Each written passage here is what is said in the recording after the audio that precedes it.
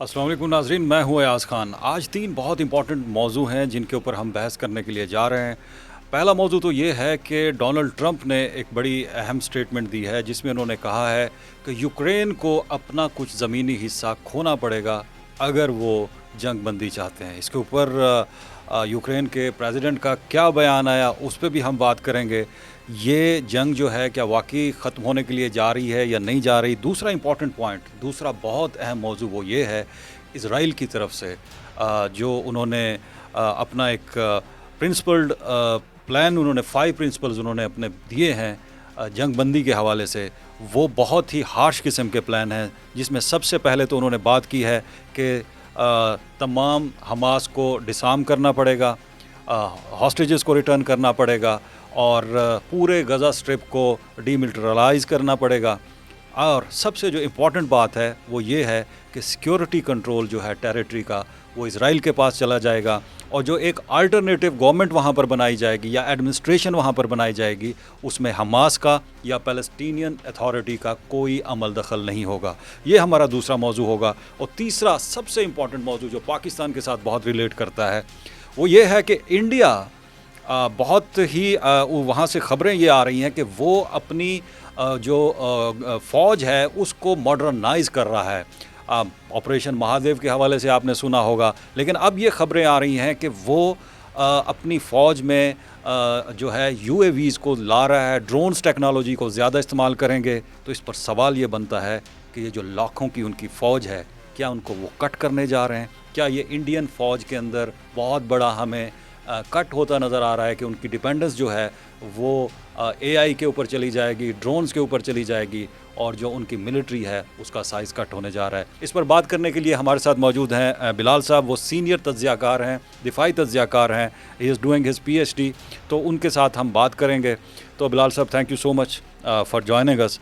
तो सर, सबसे पहले मुझे ये बताइए, डोनाल्ड ट्रंप ने जो स्टेटमेंट दी है, एक तो वो उन्होंने इशारा दिया है कि वो प्यूटन के साथ कोई उनकी मीटिंग होने जा रही है और उसमें उन्होंने एक और जो इम्पोर्टेंट बात कह दी है वो ये कह दी है कि यूक्रेन को अपनी ज़मीन छोड़नी पड़ेगी अगर जंग बंदी चाहते हैं।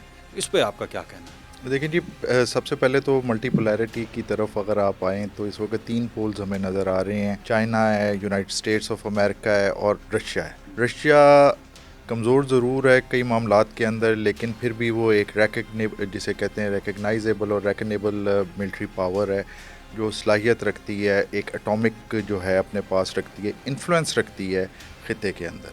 सो जो बाइडन का दौर था जो पीछे गुज़रा, उसमें हमने एक चीज़ देखी कि फ़र्स्ट जो ट्रंप का दौर था उसने बड़े अच्छे तरीके से चीज़ों को मैनेज किया और जो अमेरिकन मफादात थे उनको लेके चला। लेकिन जब बाइडन आया तो उसके अंदर हमें एक वो रेसिज्म का एलिमेंट बहुत ज़्यादा आया। बाइडन की मैं बात कर रहा हूँ कि मसलन जब बाइडन आता है तो अलास्का समिट में जिस तरीके से वैंग यी हैं और उसके अलावा कम्युनिस्ट पार्टी के नंबर 2 हैं फॉरेन पॉलिसी के, उनको अलास्का समिट में बुलाया जाता है, फिर मीडिया के सामने उनका ट्रायल किया जाता है, जो चाइना ने पसंद नहीं किया। इसी तरीके से क्योंकि बाइडन का जो बेटा है उसके ऊपर भी इल्ज़ामात रशिया के हवाले से करप्शन के कुछ आ रहे थे, तो हमने वहाँ पे भी एक उसका सख्त किस्म का मौक़िफ़ शायद उस चीज़ को कवर करने के लिए रशिया के साथ देखा। अच्छा, उसके नुकसानात ज़्यादा हुए। आपको पता है कि जब हम बात करते थे थ्यूसिडाइड ट्रैप की, तो चाइना के ख़िलाफ़ अमेरिका इस वक्त फंस तो उसने अपने सींग तो कर लिए क्योंकि उसे ये डर है कि नई सुपर पावर जो उभरती हुई जवान पावर है और जिस स्पीड पे हमने 2008 की फाइनेंशियल क्राइसिस के बाद देखा कि वो उभरी है और दुनिया के ऊपर उसने अपना इम्पैक्ट, और ख़ास तौर पे जब ये शी जिनपिंग आए हैं और एक एग्रेसिव पॉलिसी हमने चाइना की देखी है, तो चाइना तो बहुत आगे जा रहा है। और उसमें आपको याद होगा कि जब ट्रंप आया है और ट्रेड वॉर शुरू हुई है, टैरिफ्स की ही बात थी, बढ़ाए गए, उसके काउंटर मेजर्स कुछ चाइनीज़ ने भी लिए और फिर हमने खुद वेस्टर्न न्यूज़ आउटलेट से ये सुना कि जो अमेरिकन डेयरी और ख़ास तौर पे एग्री सेक्टर था उसने प्रोटेस्ट किया ट्रंप के सामने कि आप हमारा क्यों कबाड़ा करें, हमारे तो सबसे बड़ा बायर जो है वो चाइनीज़ हैं। सो एक डील करनी पड़ी। इस दफ़ा भी उसने वही टैरिफ वाली गेम खेली, लेकिन आपको पता है कि डील तक पहुंच चुके हैं। 600 बिलियन प्लस की इस वक्त ट्रेड चल रही है between United states of America और चाइना के दरमियान, और चाइना को उसमें काफ़ी लेवरेज हासिल है क्योंकि एक बहुत बड़ी मंडी है। अगर चाइना चीज़ ख़रीदने से इनकार कर देता है। लेकिन बिलाल साहब, आपका सॉरी फॉर इंटरप्शन, सारी गेम के अंदर यूक्रेन का क्या बनेगा? Ukraine going to lose? क्योंकि मैं आपके सामने थोड़ा सा यूक्रेन तो लूज ज़ेलेंस्की का रिस्पांस आपके सामने रखना चाह रहा हूँ। वो ये कह रहा है कि कोई भी डिसीजन अगर आप यूक्रेन को शामिल किए बगैर अगर आप करेंगे तो उससे आपको ना तो कुछ हासिल नहीं होगा एक तो, और दूसरा ये है कि ये जो हैं ये डिसीजंस अनवर्केबल हैं, स्टिल बॉर्न हैं। तो देखें जी, उसमें मैं एक बड़ी क्या होने जा रहा है अब? ये अगर इनकी मीटिंग होती है, अगर ट्रंप और प्यूटन मिलते हैं, तो आपको एक चीज़ तो वाज़े तौर पे पता है कि ट्रंप ने क्लियरली कहा है कि उसका इंटरेस्ट यूक्रेन के उन रेयर अर्थ मेटल्स के अंदर ऑब्वियस बात है, उस टेरिटरी के अंदर है। उधर से जो जितनी टेरिटरी वो ले चुका है, रशिया ले चुका है, तो are they going to divide और what are they going to do actually? देखें, उसमें अल्लामा इकबाल ने कहा था कि तू झुका जो गैर के आगे न तन तेरा न मर। जो इस वक्त ज़ेलेंस्की की रजीम सर्वाइव कर रही है वो अपने पैसे पे नहीं कर रही, वो दिए हुए पैसे पे कर रही है। उसके अलावा अब तो सोशल मीडिया पे आम है जिस तरीके से नौजवानों को पकड़ के फ़ौज में ज़बरदस्ती भर्ती किया जा रहा है, और काफ़ी हम देख रहे हैं कि अनट्रेंड लेकिन वो इल्ज़ाम तो रशिया पर भी हैं कि जी वो नॉर्थ कोरिया से ला रहा है। इवन कि पाकिस्तान पे भी इल्ज़ाम लगा है, आपको पता है पिछले दिनों के आर्टिलरी शेल्स कुछ भेजे हैं। सर आर्टिलरी नहीं, उन्होंने तो इल्ज़ाम लगा दिया है कि जी यहाँ से पाकिस्तानी जो है वहाँ जाके जंग लड़ रहे हैं। नहीं, वो इंडिया के तो हैं, वो तो डॉक्यूमेंट्री एविडेंस हैं। पाकिस्तान के हवाले से सिर्फ एक ही इल्ज़ाम आया था कि शायद आर्टिलरी जो है उसके शेल्स वाया किसी तीसरे मुल्क के भेजे जा रहे हैं, लेकिन उसके पीछे भी किसी किस्म का कॉन्क्रीट नहीं था। अब बात ये है कि जब मैदान रेवोल्यूशन 2014 में आती है और यहाँ पे हम देखते हैं कि फिर रशियन इंटरवेंशन शुरू होती है। रशिया की हमेशा से ये हसासियत रही है कि जो मेरे एरिया ऑफ इन्फ्लुएंस है वहाँ पे पेनिट्रेट ना करें, हमारा ये सिक्योरिटी का हसार है। और अमेरिकन जो हैं उस सिक्योरिटी हसार के अंदर पेनिट्रेट करते हैं। उस ज़माने के अंदर आप जानते हैं कि ओबामा की रजीम है जिस वक्त ये तमाम मामला शुरू होता है, और फिर बाइडन, फिर डेमोक्रेट्स आ जाते हैं, तो मामलात और ख़राब आते हैं। अब जो दुनिया की हालात चल रहे हैं, अगर तो ट्रंप और प्यूटन के दरमियान कोई मुआहदा हो जाए, डील हो जाती है, और उसमें यूक्रेन जो है वो मान ही नहीं रखता है, क्योंकि यूक्रेन तो खुद पे किसी के पैसे लेके पल रहा है ना, तो वो जिस पावर ने उसे चलाया है तो वो अपनी मर्जी करेगी। इस पे वेस्टर्न जो बल्कि मैं ये कहूँगा कि यूरोपियन यूनियन का जो है वो क्या मौक़िफ़ रहेगा? अगर सिंगल हैंडेडली ट्रम्प जो है वो कोई डिसीजन लेते हैं और नेटो के देखें उसमें सिर्फ इसमें नहीं लेके आते, जर्मनी को नेटो को तो ज़बरदस्ती डाला गया। आपको पता है कि हम देख रहे थे कि जिस तरीके से यूरोपियन यूनियन कंबाइन एक बहुत बड़ा इत्तेहाद था, हिस्टोरिकल इत्तेहाद, यानी कि एक यूनियन थी, और उसके अंदर खुद अमेरिकन राइटर्स ने, रॉबर्ट केगन ने लिखा कि ये हमारे लिए एक बहुत बड़ा थ्रेट बन सकती है। तो बड़ा इफेक्टिवली अमेरिकन ने एक तो यूरोपियन यूनियन को न्यूट्रलाइज़ किया। जब आपका ब्रिक्सेट हुआ, बरतानिया निकल गया। अभी भी आप देखें कि यूरोप जो मजबूर किया गया यूक्रेन की जंग की वजह से कि वो अमेरिका से गैस ख़रीदे, और उसके अलावा इसी गैस के चक्रों के अंदर जो ये गज़ा के ऊपर भी आप बात करेंगे कि गज़ा गैस की भी बात हो रही है, गोलान गैस की भी बात हो रही है, जो ईस्ट मेडिटेरेनियन पाइपलाइन जिसको ये काउंटर करना चाह रहे हैं रशियन पाइपलाइंस को, तो महंगी गैस यूरोप ख़रीद रहा है फ़िलहाल अमेरिकन से, और रशियन गैस के ऊपर पाबंदी है, क्योंकि तो यूरोप का इंटरेस्ट तो इसी में है कि उनको सस्ती चीज़ मिले। लेकिन इस सस्ती के चक्कर में इंडिया भी तो रगड़ा जा रहा है सर। अब उसको भी तो इंडिया तो किया कि 50% आपको स्लैब कर दिया जाएगा, और उसके बाद क्या हुआ है कि आपको उनके जो नेशनल सिक्योरिटी के जो इन चीफ हैं अजीत डोवल, उनको बुलाया रशिया ने। अब वो क्या बुला के क्या कह रहे हैं उनको कि मेरा आपसे ये सवाल है, क्या उनको सिर्फ इसलिए बुलाया गया कि आप इतना अरसा हमसे फ़ायदा लेते रहे, सस्ता तेल, सस्ती गैस, सब कुछ लेते रहे, और अब आप जाके अमेरिका की गोद में बैठ रहे हैं? ये था, या फिर ये कोई चाल है जिसमें इंडिया को इस्तेमाल किया जाए? इंडिया बेसिकली जब से मोदी आया तो इजराइल का, आपको याद होगा कि जब हम साथ एक टीम के अंदर काम कर रहे थे एक चैनल में, तो हम अक्सर ये बात करते थे कि मोदी का आना बेसिकली एक ज़वाल है। तो हमने एक देखा कि एक ग्रोथ हुई, लेकिन वो ग्रोथ क्या रियल थी या फिर उसको काउंटर बनाने के लिए चाइना के, अमेरिकन और वेस्ट उसे कर रहा था। लेकिन मुझे एक बात बताइए यहाँ पे, मैं सो सॉरी जी, कैसे हो सकता है कि आपका एक दुश्मन हो, एक जगह पे हो, उसको काउंटर करने के लिए आप एक उससे भी बड़ा दुश्मन या उसके बराबर का खड़ा कर देंगे, तो आप तो एक और कर देंगे? किस तरह से आपको असल में बात ये है कि जब कोल्ड वॉर खत्म होती है तो हम देखते हैं कि इंडियन इंक्लिनेशन, तो ये तो ब्लफ हुआ, ब्लफ हुआ, इंडिया के साथ तो धोखा हुआ ना। तो इंडिया ने भी तो धोखा किया ना, इंडिया ने भी तो धोखा किया ना, कि आप एक तरफ कह रहे हैं कि आप क्वाड्स के भी मेंबर हैं, फिर जब आपको ओकस बनाई जाती है तो ओकस के अंदर आप प्रोटेस्ट करते हैं कि हम एंग्लो सैक्सन नहीं, इसलिए फिर आपसे ये कहा जाता है कि चले हम ओकस के अंदर भी जो न्यूक्लियर सबमरीन्स की टेक्नोलॉजी जो बनाने की ऑस्ट्रेलिया के साथ कर रही हैं एंग्लो सैक्सन, आपको उसमें भी शामिल कर लिया जाता है। तो इंडिया दोनों जगहों से फ़ायदा लेना चाह रहा है, रशिया से भी लेना चाह रहा है और अमेरिका से भी लेना चाह रहा है। ब्रिक्स में भी शामिल है, ब्रिक्स में और भी है। रिसेंटली जो एक ब्राज़ीलियन एक प्रोफेसर ने कहा है कि जो इंडिया है he is playing the role of a Trojan horse in BRICS. वो अमेरिका के मफादात के लिए, उसकी वजह क्या है? देखें अभी ये जितना लिया गया आप जो कह रहे हैं ऑयल लिया, इसके अंबानी को फ़ायदा हुआ है। और ये दो ख़ानदान हैं जो मोदी के करीब हैं, अडानी और अंबानी, उनको फ़ायदा देने के लिए रशिया का, जिन्होंने वो इंपोर्ट किया, उसे प्योरीफाई किया, फिर उसे एक्सपोर्ट भी किया। तो अमेरिका ये कहने पे हक बजानत तो है कि भाई हमने आपके साथ 4 फाउंडेशनल एग्रीमेंट्स ऑफ, जिसमें से बी का लास्ट 2020 के अंदर हुआ था, आपके साथ किया है। हम आपके साथ हर चीज़ में चल रहे हैं और आप दूसरी तरफ हमारे दुश्मनों के साथ भी चल रहे हो और हमारे एक साइड पे हो ना। तो ये जो मुनाफ़क़त है बेसिकली, अगर इसमें आप देखें तो मोदी ने अपनी कद से बढ़ के, अपनी औकात से बढ़ के उसने किया। और उसमें एक मैं आपको बताऊं, मोदी का जवाल बेसिकली शुरू कब हुआ है? आपको याद होगा 2-3 साल पहले जब वो नज्जार को कत्ल किया गया है और वहाँ पे कनाडा ने, और कनाडा में आपको मैं बताऊं, कनाडा में खालिस्तान की एम्बेसी उन्होंने खोल दी है और वो एम्बेसी हुकूमत की इजाज़त के बगैर नहीं खुल सकती। तो एक साफ इंडिकेशन थी। एक उन्होंने एम्बेसी खोल दी, इधर से अमेरिकन प्रेसिडेंट ने ख़त लिख दिया है सर, उन्होंने ख़त लिख दिया है इसके खालिस्तान के जो रहनुमा हैं गुरु परमवंत सिंह को कि आप हमारी तहवील में हैं, आप हमारी प्रोटेक्शन में हैं, नो बडी कैन, हम हमारे लिए आज़ादी और प्रोटेक्शन जो है वो सबसे अहम है।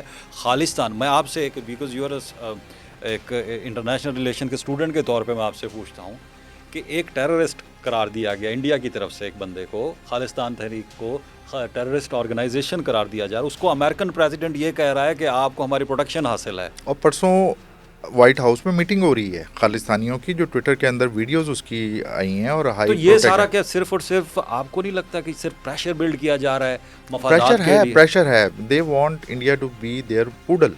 मैं बड़े सिंपल तो बात that already is why they are नहीं, अभी तो वो डबल गेम खेल रहे हैं ना कि रशिया के साथ भी है।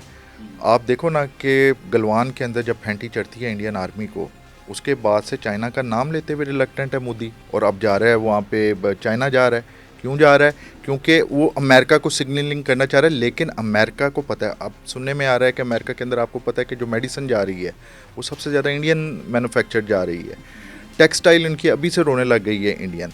तो अमेरिका चाहता है कि ये अच्छा, इससे फिर एक और भी बात आती है, जो पाकिस्तान के साथ इस वक्त जो लव अफेयर अमेरिका का ट्रंप का चल रहा है वो भी टेम्परेरी है। ये बेसिकली रकीब के साथ मोहब्बत शो करके उसको तंग किया जा रहा है इंडिया को कि तो भाई, वही वाली सूरत हाल आप कह रहे हैं कि जिस तरह चाइना और इंडिया का हुआ था वही इंडिया और पाकिस्तान के साथ हो रहा है, आप ये कह रहे हैं। लेकिन एक चीज़ तो आप देखिए ना सर, जो आप कह रहे हैं कि जिसका ज़वाल जो है वो काफ़ी अरसे से शुरू हुआ था, लेकिन जो ये रिसेंट वार हुई है और उसके बाद पाकिस्तान के साथ जो उसने पंगा किया और उसके बाद जो उसको जवाब मिला, और उसके बाद जो डोनाल्ड ट्रंप ने फील्ड मार्शल को वहाँ पे बुलाया और ट्रंप को और मोदी को भी बुलाया उसने। हमें जो अभी रिसेंटली एक अमेरिकी अखबार ने ये कहा है कि मोदी साहब को भी बुलाया। मोदी सिर्फ इसलिए नहीं गए कि उनको सामना करना पड़ेगा फील्ड मार्शल का वहाँ पे। और इसका मतलब है कि अगर वो वहाँ उनको बिठाता साथ तो इनकी तो गई थी ना अपनी सारी सियासत। उसमें सबसे बड़ी बात ये थी कि दोनों की मौजूदगी में जो सवाल उठने थे, क्या मोदी साहब उसका जवाब देने की सबसे पहले तो वो सीज फायर वाला सवाल उठना था जो मानने को तैयार नहीं है। 34 टाइम्स जो है डोनाल्ड ट्रंप जो है वो दुनिया कैमरे के सामने कह चुका है कि ये मैंने किया, और अगर मैं ना रोकता तो हमें पता है कुछ जहाज गिरे थे। क्रेडिट देने को तैयार ही नहीं है सर उनको, वो क्रेडिट क्योंकि है ही नहीं क्रेडिट। असल में हुआ ये कि इंडियन जो जनता है ना, रूलिंग एलीट जो है, वो बॉलीवुड से बहुत इंस्पायर्ड है। और अभी जो आप ड्रोन्स की बात कर रहे थे उस हम इसके ऊपर आते हैं सर। मुझे सिर्फ ये बताइए कि अगर ये डील होती है, अगर अमेरिका और रूस they agree on some win win condition है, तो you think it's a win-win?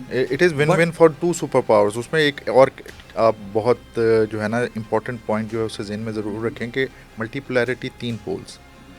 इस वक्त चाइना और रशिया बहुत करीब नज़र आ रहे हैं, लेकिन अगर आप जो उनकी सोच के हिसाब से देखें तो रशिया भी यूरोसेंट्रिक पावर है और अमेरिका तो है ही यूरोपी ताकत के अंदर ही एक कॉलोनी थी और उसके बाद सेटलर्स कॉलोनी थी और अब जो है एक वेस्टर्न ताकत है।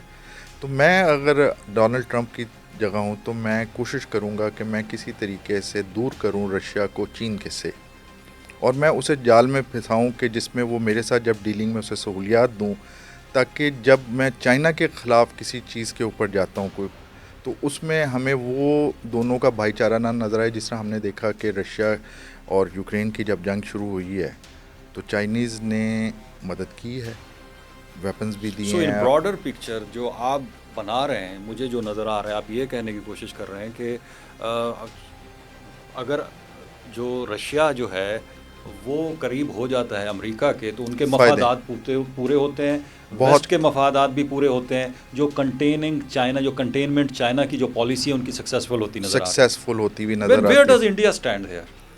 सर इंडिया जो है एक तीसरी दुनिया है, तो थर्ड डोंट यू वर्ल्ड है। थिंक कि ये अगर इस तरह से होता है तो इंडिया के पास ऑप्शन मौजूद है चाइना के क्या पास जाने ऑप्शन है? की? देखें जी, क्या ऑप्शन है। चाइना के पास जा सकता है मिज़ोरम में सर। इस वक्त क्या हो रहा है? मिज़ोरम में लद्दाख का जब आपने 5 अगस्त 2019 में फ़ैसला किया तो लद्दाख को चाइना तिब्बत का हिस्सा मांगता है।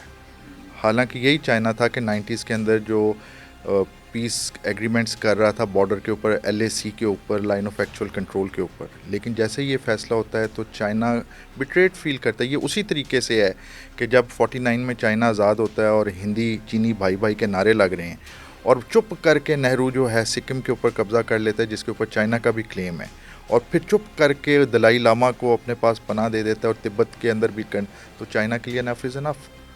फिर चाइना 62 के अंदर जब जंग होती है और जिस तरीके से मारता है और जितना हिस्सा वो कर लेता है, ये तो चाइना की वो पीस लविंग, क्योंकि कन्फ्यूशियस की आइडियोलॉजी है जिसके ऊपर चाइनीज़ रियासत चल रही है। और चाइनीज़, आपको पता है, कम्युनिज़म भी जो है वो एक अलग ब्रांड था, वो रशिया वाला कम्युनिज़म नहीं था। तो चाइनीज़ पीछे हट जाते हैं कि चलो हम पीस को दें, लेकिन उसका फ़ायदा इंडिया गलत उठा रहा है। अब चाइना को भी ये पता है कि इंडिया क्या चाह रहा है। क्या वो कश्मीर के वो हिस्से जिनको चाइना, लद्दाख के वो हिस्से चाइना जिन्हें मानता है, ये 3 इडियट्स जहाँ पे हुई पेंगजू लेक के ऊपर, क्या अब इंडिया कोई वहाँ पे कर सकता है? नहीं। सबको पता है कि चाइना ने आके वो ऑक्यूपाई कर लिया और वहाँ पे चाइनीज़ बोट्स फिर रही हैं।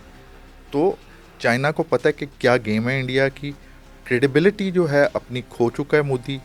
अंदरूनी तौर पे भी देखें तो राहुल गांधी आजकल जिस तरह की बातें कर रहे हैं, अभी कल जो उन्होंने वोट चोरी का जो केस किया, बड़ा कन्विंसिंग है। इसके ऊपर सर आएंगे जब हम इंडिया और पाकिस्तान के दरमियान जो रिसेंट डेवलपमेंट हुई, और उसके बाद जो चाइना, जो इंडिया से ये खबरें आ रही हैं कि वो मॉडर्नाइज़ कर रहा है अपनी आर्मी को, उसके ऊपर हम आगे बात करेंगे। लेकिन मैंने शुरू में बात की थी कि अगर ये UAVs और ये सारी टेक्नोलॉजी की तरफ जा रहे हैं, are they going to cut short the Indian army? क्या वहाँ पर हमें नज़र आ रहा है कि वहाँ पे इसमें मैं उसको बताऊं, ख़त्म करने जा रहे हैं, लिबरल तादाद कम होती जा रही है? बेसिकली तो पैसे के पीछे चल रहे हैं ना। लिबरलिज्म ही वहाँ पे जो रूलिंग सिस्टम है। आपको याद होगा 2022 के अंदर वो अग्निपथ योजना आई थी। 5 साल के लिए आएंगे, नौजवानों को हाँ। भर्ती करेंगे, 5 साल के बाद कुछ तो फौज में रह जाएंगे, बाकी को पैसे दे दिए जाएंगे ताकि वो तालीम शालीम कारोबार कर लेंगे, उनको कर लिया जाए। तो ये रिपीट होता नज़र आ रहा है तो आपको? नज़र आ रहा है वो ख़त्म कर रहा है, उस लालच के अंदर। देखें, आप वाया हम बात कर रहे हैं तो हम भी एक रियलिटी को कंस्ट्रक्ट कर रहे हैं। आप अपनी तकरीरों से एक रियलिटी कंस्ट्रक्ट कर रहे हैं, लेकिन क्या जो ऑन द ग्राउंड रियलिटी के साथ मैच कर रही है? जब आपकी सिख डिपेंडेंस ऑप्शन UAVs पे चली जाएगी, जब आपकी डिपेंडेंस वो तो हम आर्टिफिशियल भी कर रहे हैं, वो इंटेलिजेंस पे पूरी दुनिया जाएगी, पे चल रही है। देखो तो number of soldiers in Indian army are going to cut short. उनकी ज़रूरत तो होगी, वो तो इन्होंने करने शुरू कर दी है अग्निपथ योजना के ज़रिए, ठीक है। लेकिन फिर भी आपके फ़िलहाल जो मुस्तकबिल करीब के अंदर तो ट्रेडिशनल जो फोर्सेस हैं वो तो आपको नज़र आ रही हैं चलेंगी, लेकिन प्रिपरेशन जो है वो आप कह लें वो तो अग्नि योजना से हो गई थी। इसके बाद जाते हैं इसराइल के ऊपर। सर एक तो आपको मैंने पहले भी बताया है कि उन्होंने एक प्लान अपना जो है ना, प्रिंसिपल्स जो हैं उन्होंने इंट्रोड्यूस कराए हैं गज़ा के हवाले से। पहली बात तो उन्होंने ये की है कि हमास को हमने डिसआर्म करना है। दूसरा उन्होंने कहा है कि जी जितने भी हॉस्टेजेस हैं उनको वापस लेना है, गज़ा को डीमिलिटराइज करना है। अब किससे करना है? आगे वो कहते हैं कि सिक्योरिटी कंट्रोल जो है टेरिटरी का सारा लेना है, और एक ऐसी एडमिनिस्ट्रेशन जो है वहाँ पे इस्टेब्लिश करनी है जिसमें ना तो कोई हमास का बंदा होगा, ना ही पैलेस्टीनियन अथॉरिटी का होगा। तो ये क्या होने जा रहा है सर? सिंपल तो सी इसका बात, ऑक्यूपेशन तो है, तो इसका मतलब है कि अब वहाँ पे फौजें भी हट जाएंगी। सिंपल सी बात है। तारीख़ उठा के देखो ना, बेलफोर्ड डिक्लेरेशन जो होती है फर्स्ट वर्ल्ड वॉर चल रही है, लॉर्ड बेलफोर्ड जो है ज़ायनिस्टों को कहता है कि हम तुम्हें देंगे, उससे पहले तो यही बात चल रही होती है ना कि युगांडा में हम इसराइल बनाएंगे। यहाँ पे बना के दे दी जाती है, एक सेटलर्स कॉलोनी है, they are not indigenous people. ये इसी तरीके से अगर मैं कहूँ कि मैं जी स्पेन के ऊपर क्योंकि मुसलमानों ने हुकूमत की है तो आज हम क्लेम करने लग जाएं और वहाँ पे चले जाएं और हम फिर लीगल हम ये देने लग जाएं कि हम यहाँ पे बसते थे और खुदा ने हमें ये दिया था। इट इज़ ऑल, आपको भी पता है कि ये ख़ुद वो रैशनल थाट जिसके पीछे वेस्ट चल रहा है, साइंटिफिक थाट, उसके ही असूलों के ख़िलाफ़ है। तो एक उनको कॉलोनी बना के दी, उनको सेटल वहाँ पे किया गया, फिर उनकी मदद की गई।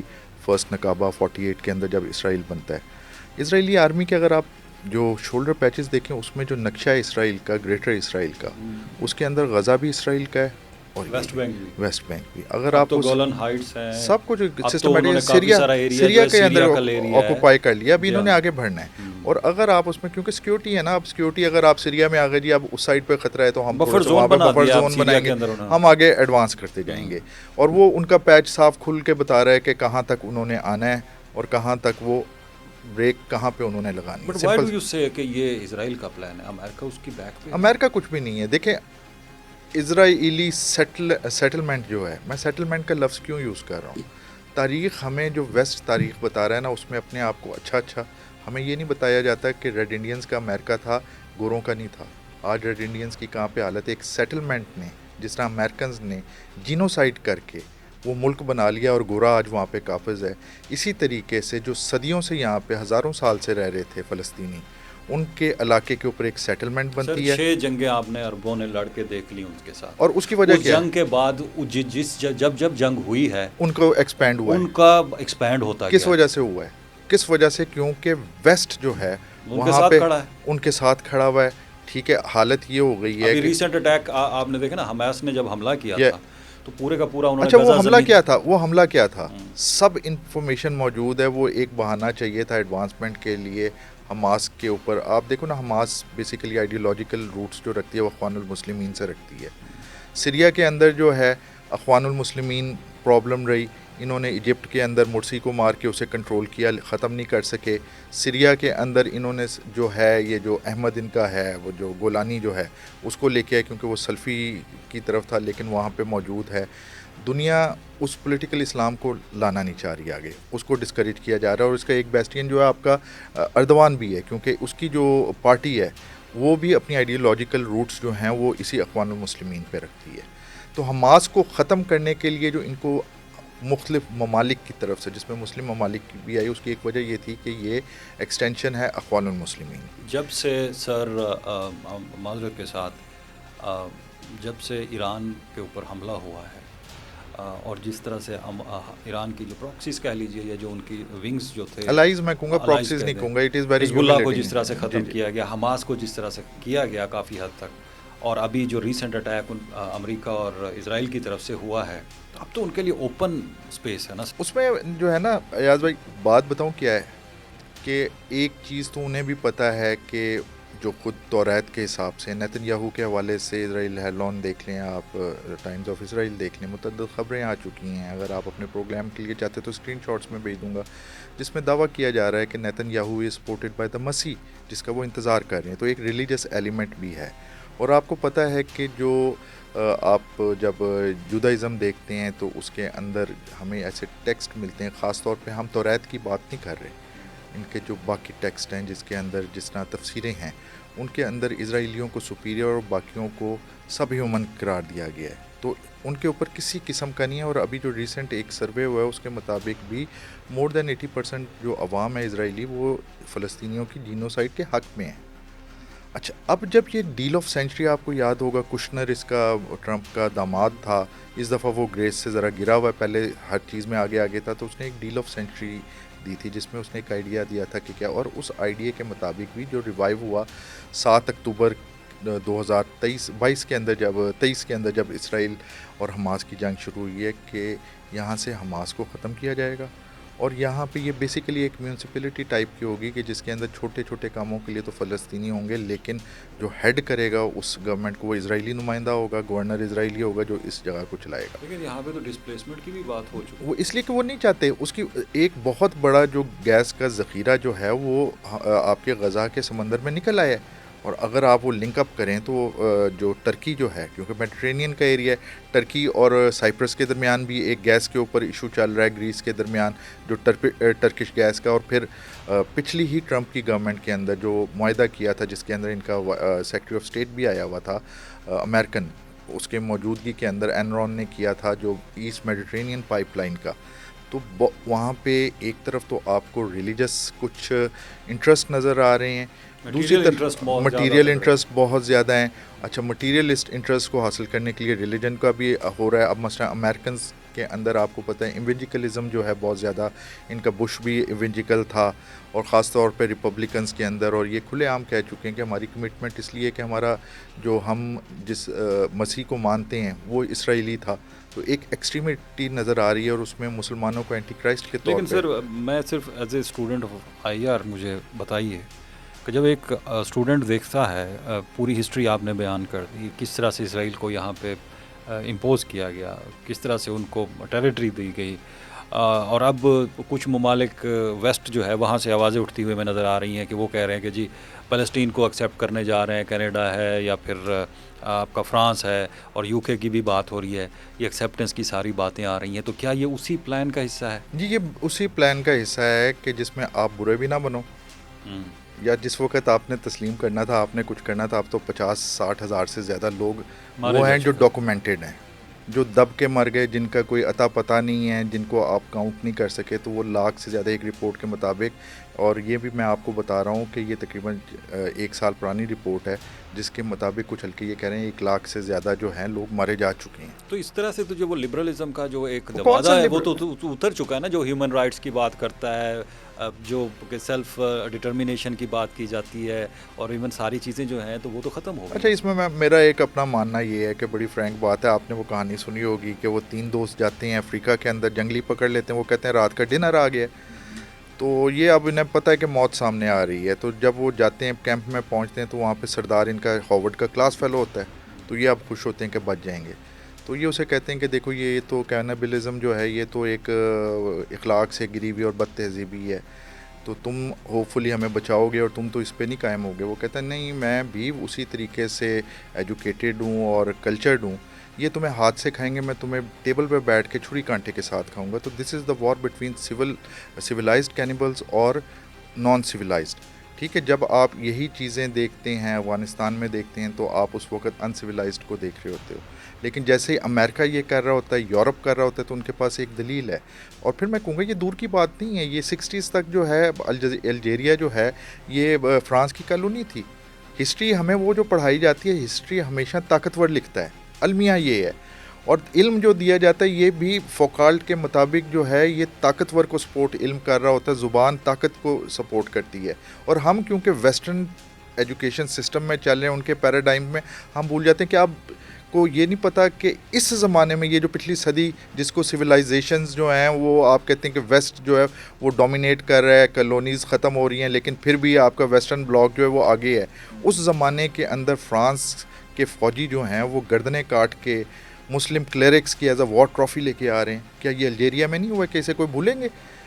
फैनन उसी के ऊपर कहता है ना कि जो डीकोलोनाइजेशन चाहते हो तो आपको कॉलोनीज़ के ख़िलाफ़ उसी तरीके से वायलेंट एक्ट करना पड़ेगा। तो बिलाल साहब, अगले 5 सालों में या इवन के इसी ये जो ट्रंप का ये दौर है, एक तरफ वो कह रहा है कि मैं पीस करवा रहा हूँ पाकिस्तान और इंडिया के दरमियान, दूसरी तरफ अभी रिसेंटली एक डेवलपमेंट हुई है, आपको पता है कि सेंट्रल एशिया में भी वो पीस टॉक्स करवा रहा है। हाँ जी, आज़रबाईजान और आर्मीनिया। तो वो एक तरफ ये सिचुएशन है, तो इज़राइल और फ़लस्तीन को इस दौर के अंदर आप कहाँ पे देखते हैं? जस्ट वन लाइन में। मेरे ख्याल में अभी रात फ़लस्तीनियों की ख़त्म नहीं हुई है, उस पर अलमिया ये है कि हम मुसलमान क्योंकि डिपेंडेंट हैं तो जो गैर के आगे, कि हम जो तालीम हासिल कर रहे हैं वो भी वेस्टर्न पैराडाइम्स में कर रहे हैं, वेस्टर्न फ्रेमवर्क्स के अंदर हमारे माइंड्स जो हैं वो हैं।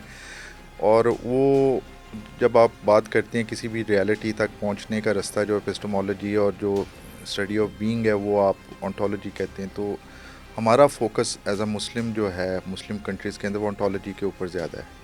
हम कभी ये नहीं देखते कि ये इल्म जो हम तक पहुंच रहा है ये कैसे पहुंच रहा है, उसके पीछे इस इल्म की डेवलपमेंट के अंदर हम तक पहुंचाने में मफादात किया है। इस वजह से हम उन्हीं के हम नवा हैं और बेसिकली हम जब किसी मसले में पहुंचते हैं उन्हीं फ्रेमवर्क्स पे जब हम चल रहे होते हैं, तो जहाँ पे हमारे फॉर्मर कॉलोनियल मास्टर्स जा रहे होते हैं हम वहाँ पे पहुँच रहे होते हैं। अलमिया और दूसरा वो गैल्टन ने जो कहा था कि जो कोर की कोर है और पेरिफेरी की जो कोर है वो दोनों एक दूसरे के साथ मिले होते हैं। बेसिकली पेरिफेरी की कोर जो होती है वो एजेंट का काम कर रही होती है कोर की कोर का।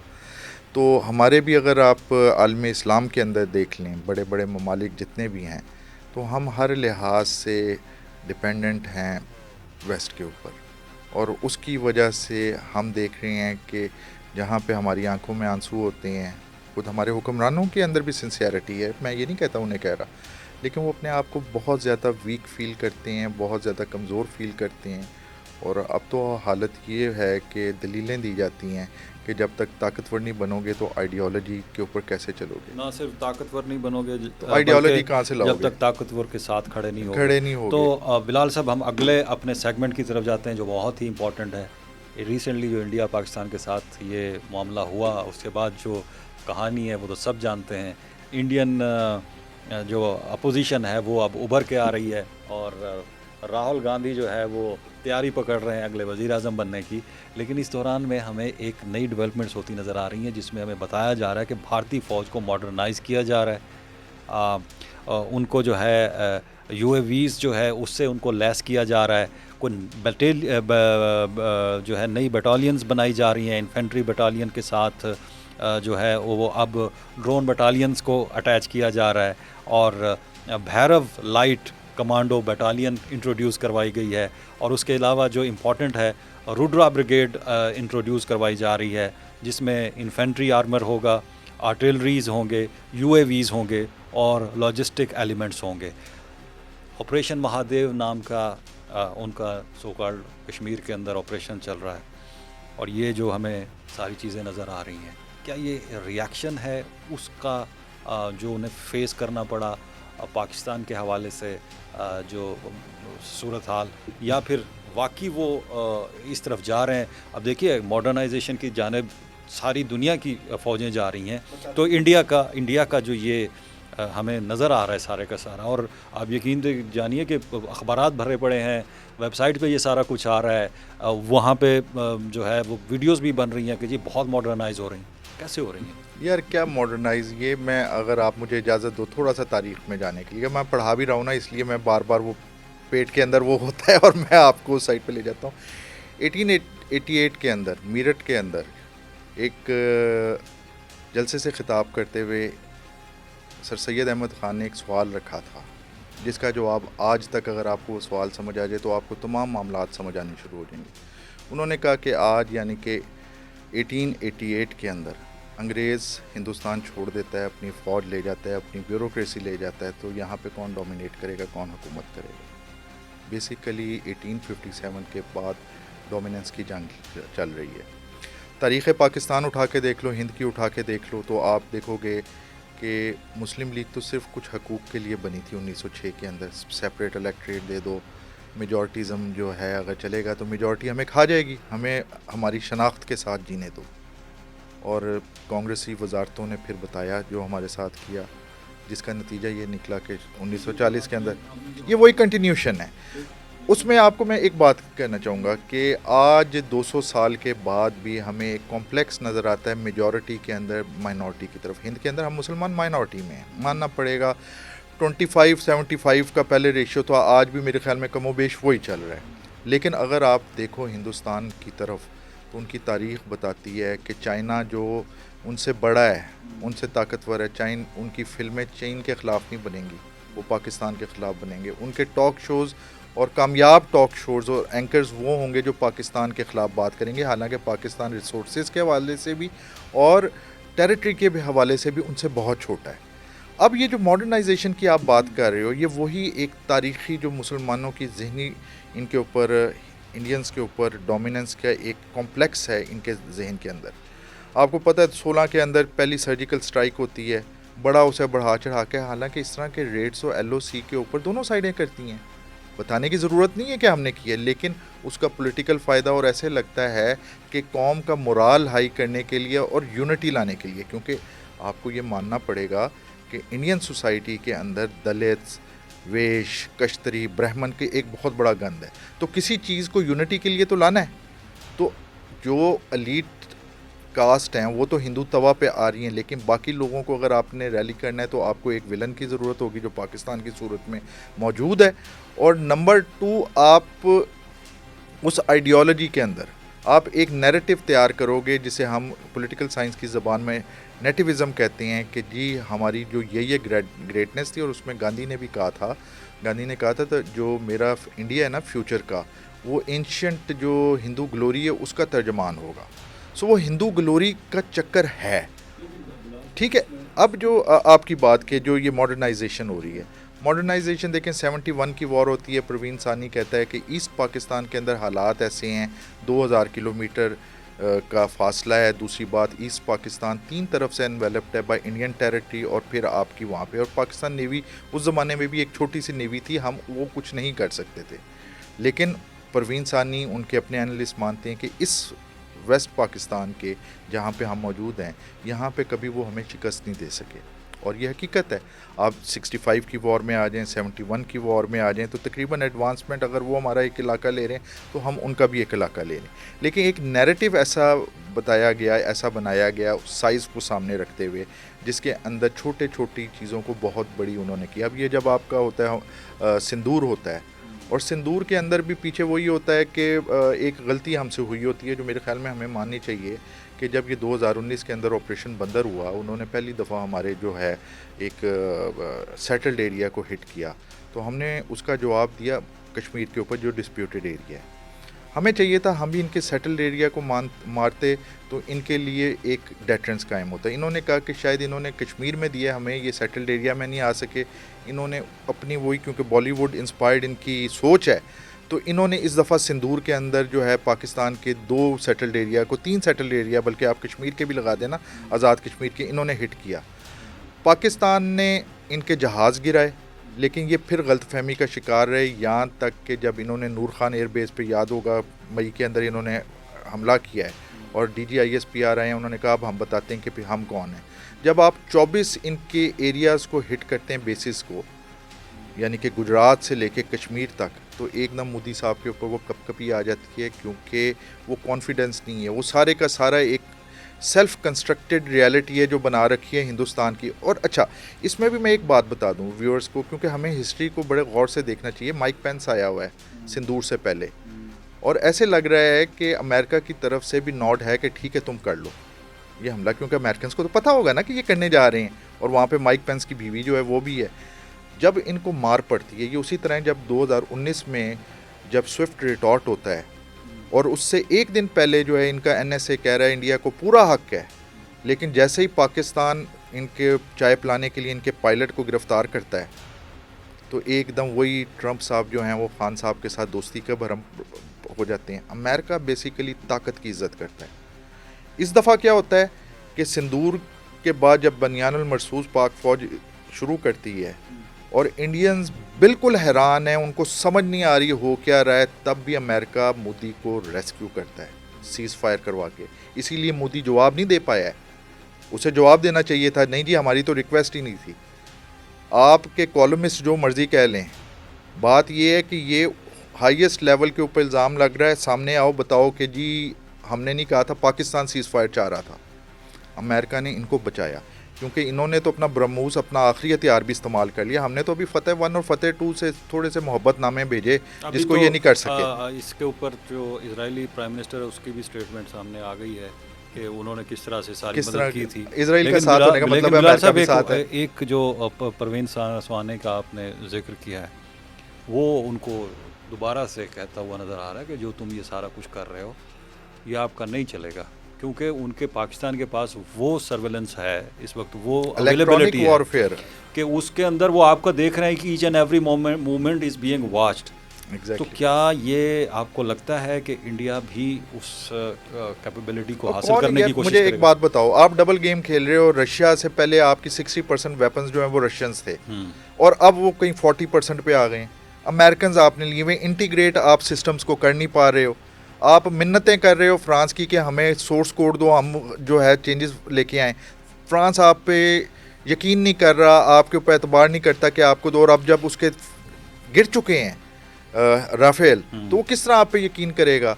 इनफैक्ट आपने भांत भांत से चीज़ें ला के वहाँ पर जमा कर ली, जो सिस्टम्स जो प्लेटफॉर्म्स आपस में इंटीग्रेट नहीं। पाकिस्तान ने तो आपको आज का तो नहीं किया ना, याद होगा आपको स्विफ्ट रिटॉर्ट के दरमियान इन्होंने अपने ही जहाज़ को, अपने ही हेलीकॉप्टर को गिरा दिया और अच्छे खासे उसमें लोग मारे गए।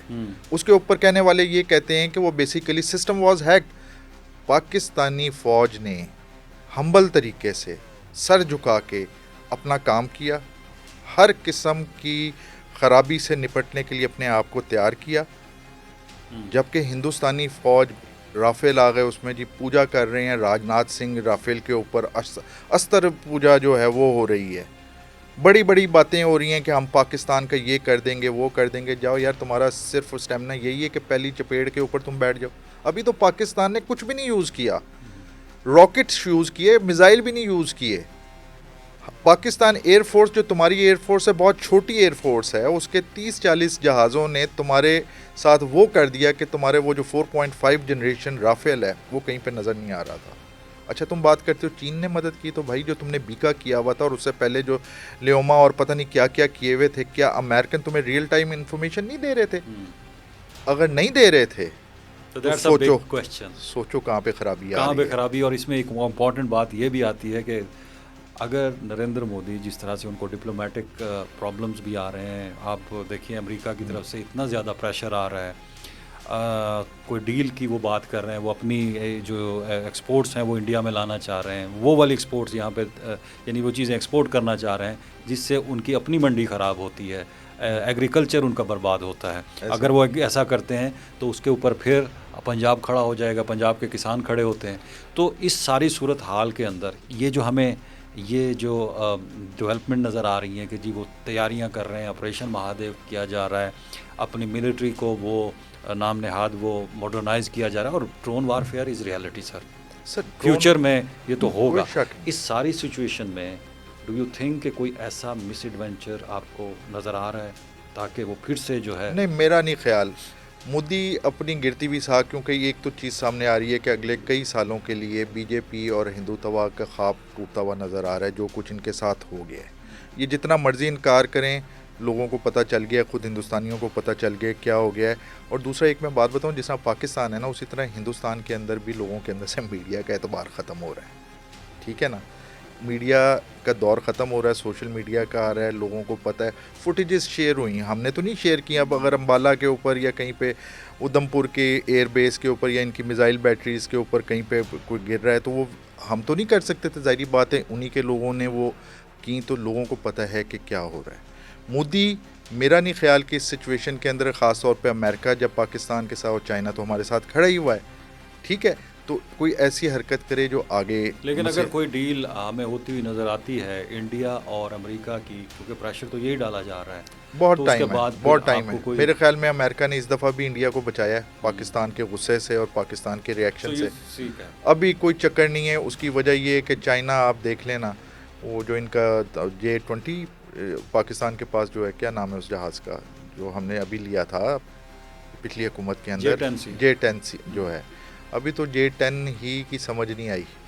4.5 को जिस तरीके से किया है, तो चाइना की तो हमने काफ़ी एडवर्टाइजमेंट उसके आर्म्स मार्केट की है, और इसी वजह से आपको एडवर्टाइजमेंट नहीं, उसकी तो हमने आसमान पे पहुंचा दी है डिमांड। वो एक तरह से तो आपने उसका एक्सपेरिमेंट किया है। एक्सपेरिमेंट आप देखें ना, वो इंडोनेशिया ने पहले लेने थे, यही राफेल लेने थे, अब वो चाइना के साथ बात कर रहा है कि जी हमें भी आप अपने जहाज़ दें ताकि हम अपनी एयरफोर्स को मजबूत करें। तो ये पाकिस्तान की तरफ से एक, चाइना ने अगर हमारे साथ मोहब्बत का इजहार किया, तो हमारी तरफ से भी चाइनीज़ के लिए कि we are allies, we are iron brothers. Pakistan is safe, Pakistan is ready for any misadventure? Yes, from India, yes, from India, yes। और इसमें जो आपको पता है कि जो रिपोर्ट्स आई मीडिया पे, ऑफ कोर्स नहीं आई हैं, कि जब ये सिंदूर इन्होंने शुरू किया और इन्होंने एक जारहत की है पाकिस्तान की तरफ, तो काफ़ी इलाके कश्मीर के अंदर ख़ास तौर पे पाकिस्तान ने उनके ऊपर सोशल मीडिया रिपोर्ट्स के मुताबिक एडवांस किया, कब्ज़ा किया, ठीक है। इसी तरीके से इनके जो लेटेस्ट S-400 आपको याद होगा कि हम लोगों ने उसे हवा बनाया हुआ था, लेकिन पीएएफ ने ये साबित कर दिया पाकिस्तान एयरफोर्स ने कि S-400 किसी किस्म का हवा नहीं है, रिलैक्स, हम इसको आराम से कर सकते हैं। अभी तो यार इनकी इतने मॉडर्न और इतने वो क्या नाम है एडवर्टाइजमेंट जो मोदी साहब करते रहे हैं, वेपनरीज़ के बावजूद आपने अपने टारगेट्स जो हैं वो जो है फ़तह 1 और फ़तह 2 से हासिल कर लिए। तो इमेजिन करो कि अगर हम अपने वो एडवांस वेपन्स यूज़ कर रहे होते तो इंडिया की क्या हालत होनी चाहिए। Nation should be proud of itself. अब अभी मसला बताऊं क्या आ रहा है, क्योंकि ये नैरेटिव वॉर चल रही है और यहाँ पे आप जैसे कम लोग हैं, कुछ हमारे ऐसे एंकर्स हैं जो बहुत बढ़ा चढ़ा के, और कुछ ऐसे बाहर बैठे हुए हैं कि जो डिमोरलाइजेशन की तरफ लेके आ रहे हैं। नेशन को अपने ऊपर एतबार होना चाहिए, नेशन को अपने डिफेंडर्स के ऊपर फ़ख्र करना चाहिए कि हमने 4 दिन की जंग में बता दिया कि जो पाकिस्तान है, जो कायदे आज़म ने कहा था, ये हमेशा के लिए है और ये हमेशा के लिए है, और इसमें किसी किस्म की कुर्बानी से ना अवाम दरेक करती है ना। अब हम जहाँ पे मार खा रहे हैं ना, जिसकी तरफ आना चाहिए, सॉरी फिर मैं वो उस्तादी का थोड़ा सा मैं अपना जो है पढ़ाने का मैं लूँगा कि काइंडली दोबारा अपनी फाउंडेशंस की तरफ आएँ। 14 अगस्त सामने आ रहा है, आपके करीब आ चुका है। ये एक नज़रियाती ममलिकत है जो आइडेंटिटी की बुनियाद पे बनी, आइडेंटिटी ड्राइव की गई एक नज़रिए से जो था ला इलाहा इल्लल्लाह मुहम्मद रसूलुल्लाह। जब तक हम इसकी उस बुनियादी नज़रिए पे रहेंगे तो हम मुत्तहद रहेंगे। जैसे ही हम इस नज़रिए से निकलेंगे तो हमें गलत आवाज़ें आनी शुरू हो जाएंगी। लेकिन बिलाल साहब, इस चीज़ को अगर हम दूसरे पहलू से देखने की कोशिश करें, अगर नरेंद्र मोदी की वहाँ पर हुकूमत ख़त्म होती है और फिर से अगर कांग्रेस हुकूमत में आती है, तो वो जो स्ट्रेटेजिक कल्चर दोनों ममालिक का बना हुआ है, आप उसमें कोई तब्दीली देखेंगे, कोई बेहतरी की तरफ जाते हुए देखेंगे, या फिर इसी तरह से सिचुएशन? देखिए स्ट्रेटेजिक कल्चर क्या होता है। कांग्रेस जो है वो एक नाम नहाद सेकुलर जमात थी, कम से कम अपेरेंटली वो सबको साथ लेके चल रही थी, एक कल्चर था। जैसे ही वो जाती है, मेरे उस्ताद हैं डॉक्टर शुएब परवेज़, उन्होंने इसके ऊपर इंडो पाक के स्ट्रेटेजिक कल्चर पे बड़ा काम किया। उन्होंने पहली दफ़ा दिया कि जो पॉलिटिकल पार्टीज़ होती हैं उनका भी स्ट्रेटेजिक कल्चर होता है, और वो स्ट्रेटेजिक कल्चर जब इक़्तिदार में आ जाती हैं तो हुकूमत की, हमने देखा कि जैसे ही बीजेपी आती है तो अब इनके जर्नैल, इनके जो रिटायर्ड जर्नैल हैं, ब्यूरोक्रेट्स जो हैं, वो उन वैल्यूज़ को, ये इसी तरह है कि जब ज़िया उल हक साहब आए तो हमने नमाज़ें पढ़नी शुरू कर दी, क्योंकि ज़िया नमाज़ पढ़ता था। तो उसकी नज़रों के अंदर, खुदा को राज़ी करने के लिए नहीं, लेकिन उनकी नज़रों में आने के लिए ना, कि मैं अच्छा बंदा हूँ। इसी तरीके से हमने यही ट्रेंड देखा है वहाँ पे कि जैसे ही नरेंद्र मोदी आया है तो आपको बड़े बड़े, मैं ट्विटर के ऊपर कर रहा हूँ तो इनके बड़े बड़े जर्नैल जो किसी ज़माने में बड़े सेकुलर होते थे, वो वही बात कर रहे हैं। जे do you think any change after that आएगी? लेकिन वो ख़राबी को दूर करते करते इंडिया को बहुत कमज़ोर कर दिया है, बहुत कमज़ोर कर दिया नरेंद्र मोदी ने। सबसे तो अच्छा है ना सर, पाकिस्तान एक ऐसा जो खित्ता जो जिसने अपने तमाम हमसायों को दबा के रखा हुआ है, मैं तो शुक्रिया अदा करता हूँ, उससे बेहतर ही हो गया। और मैं तो ये उम्मीद करता हूँ कि अब शायद ये दबाने की बजाय कोऑपरेशन की तरफ जाने का कोई सोचेगा। मैं आपको एक बात कहूँ, सॉरी मैं आपकी बात काट रहा हूँ, मैं नेहरू के बाद शुक्रिया अदा करता हूँ नरेंद्र मोदी का कि जिसने 2 कौमी नज़रिए को प्रूव करके दिखाया, जिसने पाकिस्तान बनने के मकसद को प्रूव करके दिखाया। नेहरू ने प्रूव करके दिखाया था 37 की वजारतों में, और उसके बाद जब डायरेक्ट एक्शन डे हुआ और जिस तरीके से कांग्रेस और महासभा के गुंडों ने मुसलमानों को शहीद किया, 10,000 कत्ल हुए, ठीक है, उस वक्त प्रूव हुआ कि Jinnah was right, Pakistan was a necessity for Muslims. और अब खुद हिंद के मुसलमान, जिनके बारे में मेरे कायद ने कहा था, कायद आज़म मोहम्मद अली जिन्ना ने, कि तुम लोगों को सबूत देने पड़ेंगे वफ़ादारी की और तुम्हारा कोई सबूत नहीं मानेगा। आप देख लें, आज इंडियन मुस्लिम्स भी ये देख रहे होंगे कि जिस तरीके से उनको ट्रीट किया जा रहा है, कि एक ख़ास तादाद ब्यूरोक्रेसी में उनका कोटा छोटा था, फौज में कोटा था, लेकिन आज उनका काम सिर्फ गंदे काम करना। ठीक है बिलाल साहब, thank you so much for your time sir. हमने डिटेल में तमाम मौज़ूआत को डिस्कस किया। नाज़रीन, ये हमारा आज का मौजू था। आइंदा फिर कभी किसी बहुत ही अच्छे मौजू के साथ आपके साथ हाज़िर होंगे। अल्लाह हाफ़िज़।